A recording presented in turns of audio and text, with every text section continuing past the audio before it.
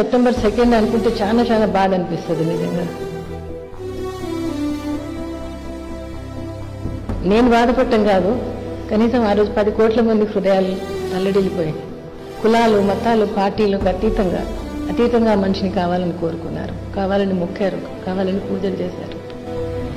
సూర్యుడి సెలవని అలసిపోయేనా, కాలమే శిలవలే నిలిచిపోయేనా.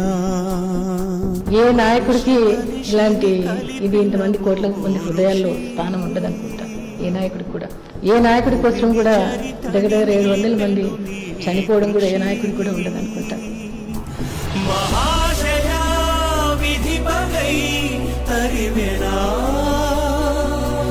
చరిత్ర చూస్తుందయ్యా. కాశీలా 100 సంవత్సరాలు బతకడం ముఖ్యం కాదు, మనం అధికారంలో ఉన్నప్పుడు ఏం చేశాము, చరిత్రలో ఏ విధంగా నిలిచిపోతున్నాము అనేది ముఖ్యం కదా. ఆదమరిచేన దైవం వృధా, సూర్యుడి సెలవని అలసిపోయేనా. చదువులను పోతే నిజంగానే లోకమంతా ఒక ఎత్తు అయితే కూతురు ఒక ఎత్తు. ఆమె కళ్ళలో నీళ్ళు వస్తే చూడలేరు. ఆమెతో చిన్నప్పటి నుంచి కూడా 100 ముద్దలు ఎంచుకొని పెట్టించుకునేవాడు చిన్నప్పుడు. తర్వాత ఈయన పెట్టేవాడు. ఆమె కూడా చిన్న కష్టం వచ్చినా పా అనేది కానీ అమ్మ అనేది కాదు, ఆమె కూడా నాయనే కావాలి. ఆకాశం నినుగని పెరిసిపోతుంది, నేల నీ అడుగుకై ఎదురు చూసింది.